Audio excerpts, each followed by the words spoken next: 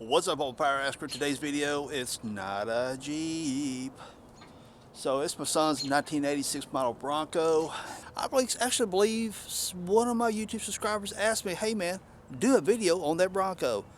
Well, here it is, 1986 Bronco. This rig right here, they come out with two different engines for the most part. You know, some will come out with 300 inline sixes, some with 302s, some with 351s. This particular rig right here, 351 Windsor, 9-inch Ford rear, Dana 44, but it has that twin I-beam front suspension that Ford wasn't one of the better ideas. C6, 390 geared. This beast right here a pull. He comes in to visit every now and then, so when he comes in to visit, we got us a play toy to work on together. Kind of a cool project, father-son project type thing. So what our video is about today is about how to assess for rust. Do you need floor pans? Do you not? Can you do it with sheet metal? It's just an assessment video on what to look for to try to determine how much money you're going to have to spend to fix rust. Okay? So if it sounds like a video you might enjoy, hang out, check it out. Do it.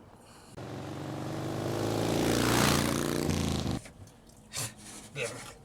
Huh? Yeah. Yeah. Dusty. So we're working on pulling the carpet out of it right now. As you can see, we got all of it out. He's working on the trim stuff right now, pulling out the sound deadening pad, which that stuff there is about as useless as it comes. It works, but it's nowhere near as well as using Dynamat, which will come much later down the road. Yeah. I mentioned this stuff will collect moisture. Yes. And these vehicles are bad for that anyway. Exactly. Because one thing about these old Broncos, this is an 86 model. The tops here, they tend to condensate like crazy in the wintertime and the heat fluctuations, cold fluctuations. The build-up condensation up in here, that condensation will spread throughout the cabin area of these. And this soft material right here, which is kind of like a cotton batting, it's kind of like you took a bunch of t-shirts and jeans and stuff like that and made a fluffy, idiot, bunch of fluffy material out of that he's throwing at me. Anyway, and they stick it to the side of the walls right here. Well, this stuff collects all that dust. Now, if you go with Dynamat, put it in behind there, then you're doing the right thing. Well, it ain't necessarily Dynamat. They make some off-brand stuff, but Dynamat's kind of a universal term that people use. Sound deadening material, that's it. But that'll come on a obviously much later video, because why is this video today? So why are we producing this video today? I can't see me. Where'd I go? Did you want to wait until we got everything cleaned up before you? I'm going to just use small sections. You just do your thing. So what's the video about today, since we went over all the sound deadening material? Well, there's the carpet. There's the carpet. There's my Jeep. It's all about assessing for rust. What do we do when it's all about assessing the rust? Does it justify floor pans? Does it justify rocker pans? That's what we're going to look at today. So the first place we're talking about for rust is what we found back here. Got a corner here, corner here. Now you can buy LMC, Bronco Graveyard, places like that. You can buy replacement panels. But what you really got to look at, does it justify it? Because oftentimes when you buy replacement panels, now I've done several old Mustangs restoring those, and you buy the floor pans and trunk pans. Actually, the trunk in a 67, 68, 69 Mustangs, they're all them. That's the gas can. That's the gas tank. But on these, you see we got some metal come back right through here. And what you really got to ask yourself, does it justify buying the whole pan? You buy the whole pan, you got a lot of metal cut out and like these real ripples. You got to match all that up. It's kind of a pain.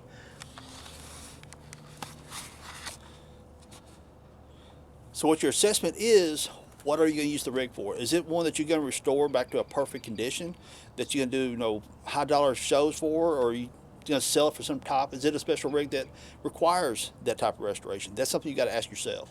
Now, if it's just going to be a clean daily driver like we're going to make out of this, just patch it. Don't put that much work and time and money into it when you just got a good solid driver that's just wanting to, you know, make it solid. So back there, most of this right here can be done with simple taking pieces of scrap metal, or if you guys go buy a piece of 16 gauge or something like that to weld this back in. I may cut this back right here a little bit and fake all that in, but this does not have to be perfect because the carpet's going back in it. It's going to cover up all this, so you don't have to be perfect with it.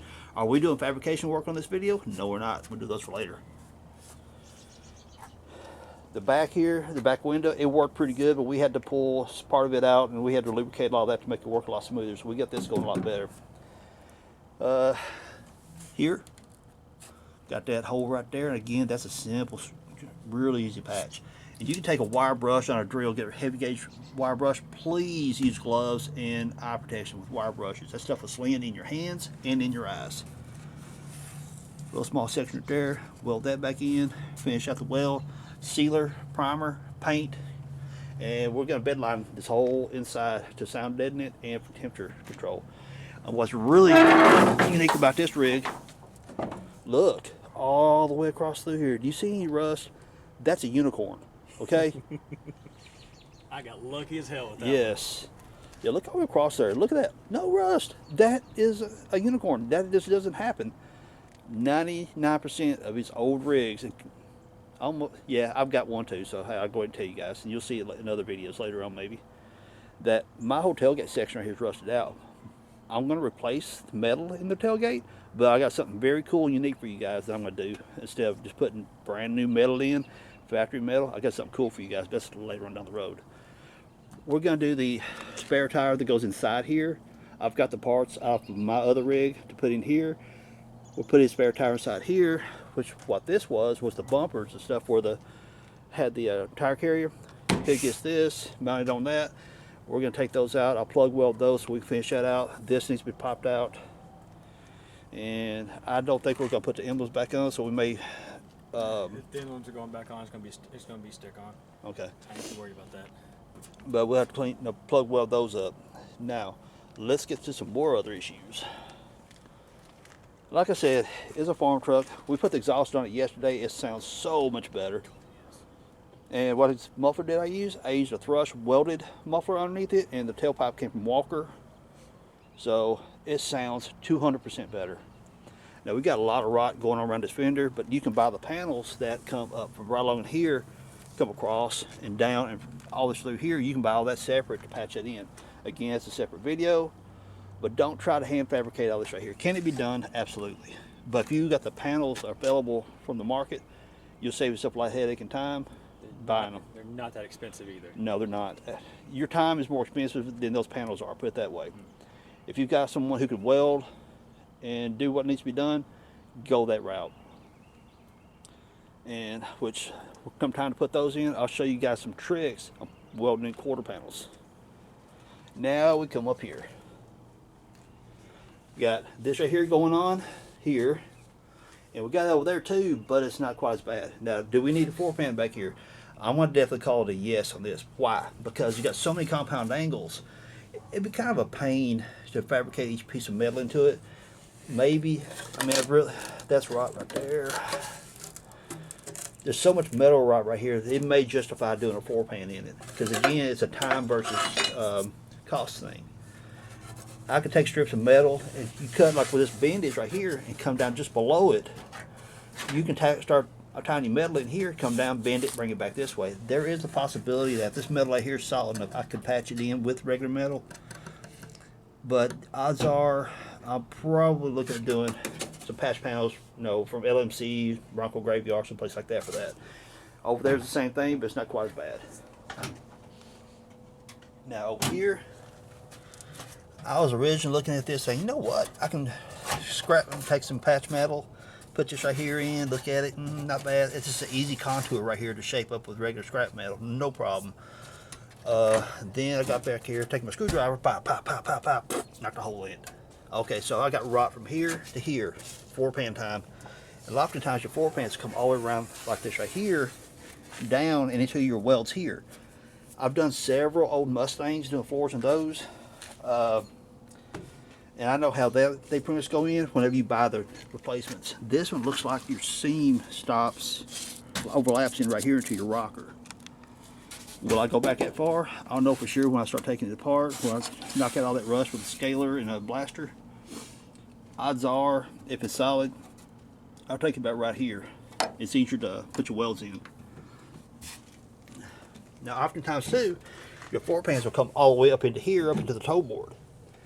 This toe board is pretty solid. We got a lot of surface rust right here. This isn't too deep. So I may end up taking it right along through here and replacing it back this way. So again, it's one of those things you ask yourself the question, what is your goal for your truck, car, Jeep, whatever it is you're building, what is your goal? will determine what kind of metal you want to put back in. Now, don't ever use these step style.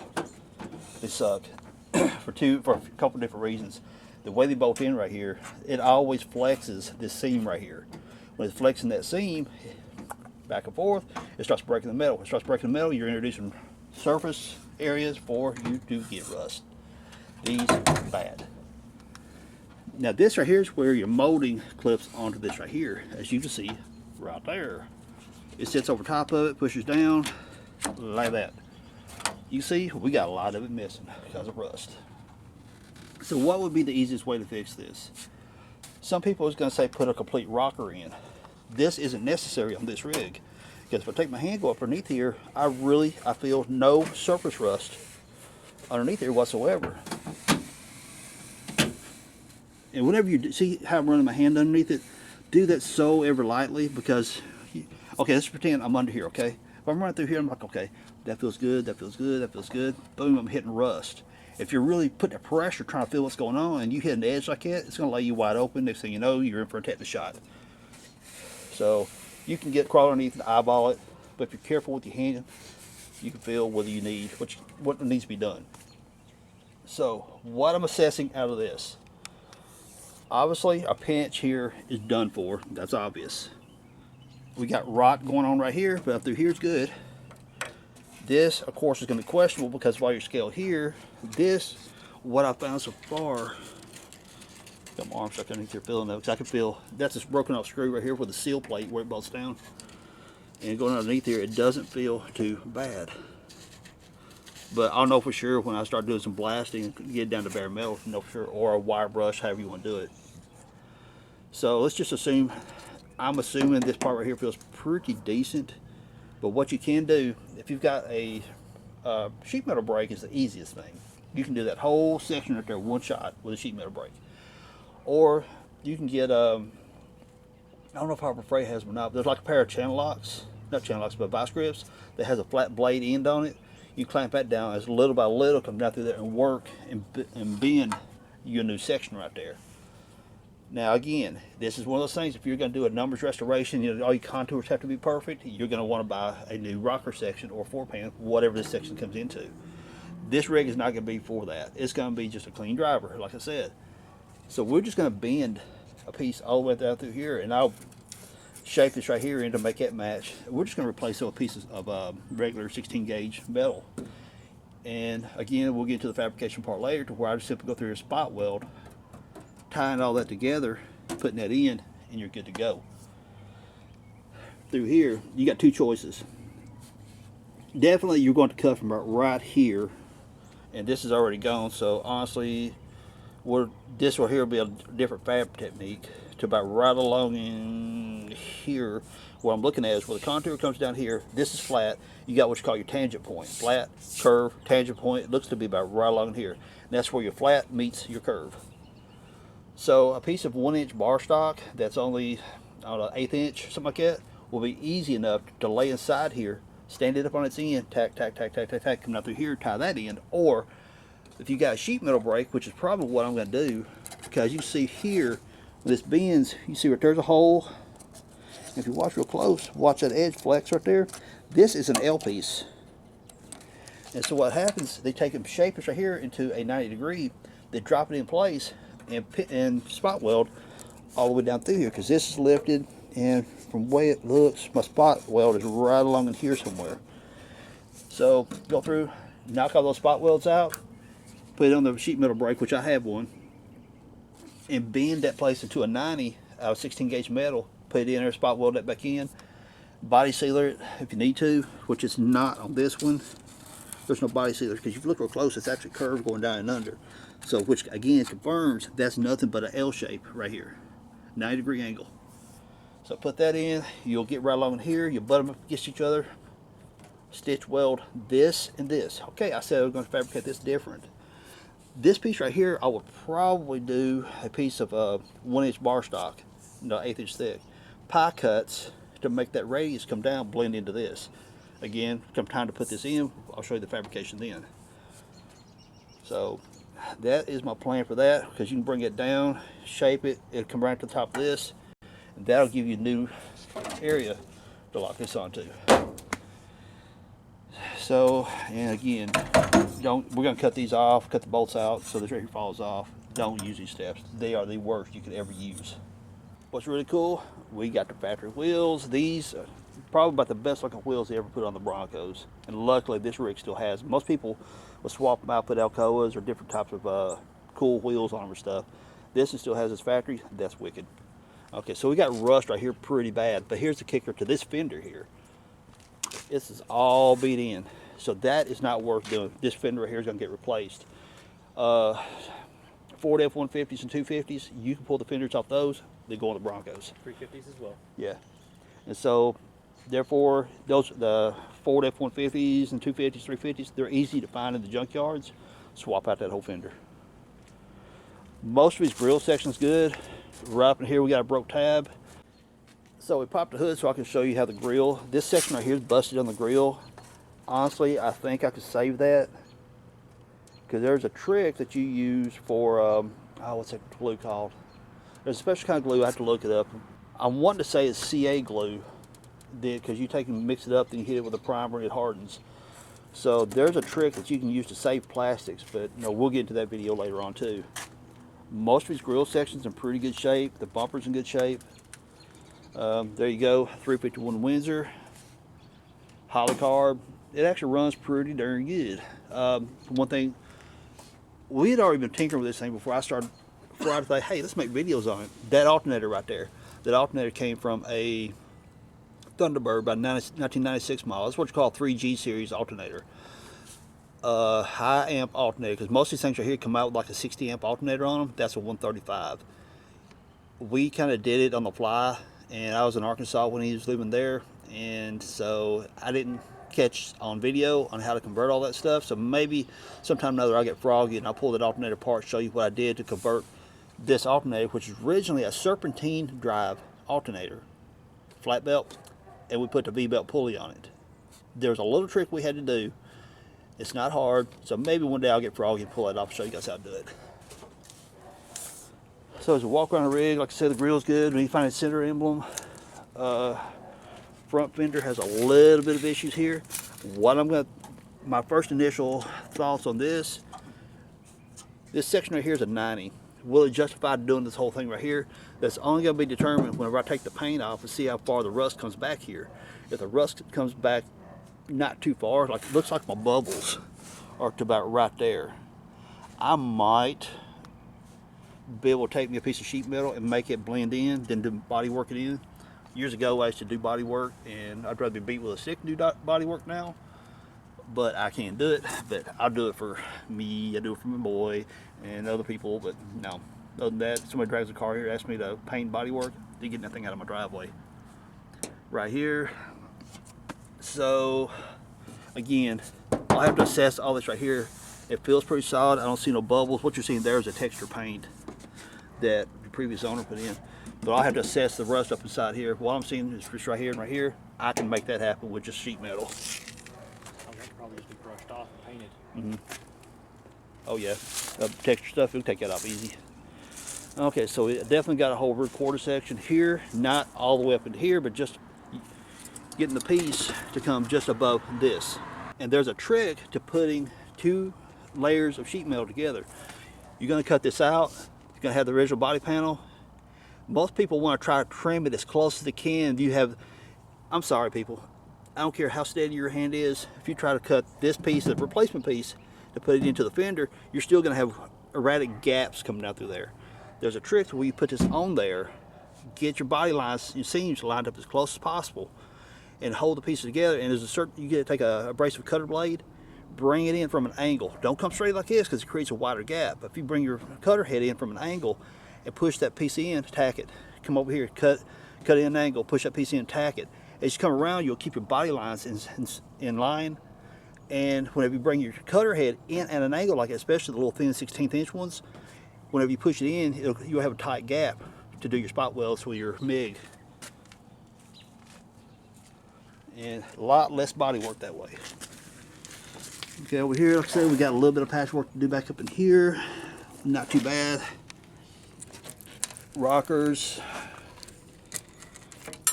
Same thing over there, basically, with those darn bolts. We put these junky step pads on, steps, and it totally just ripped out the metal right there. That's the biggest culprit of rust we got right here, is because of these.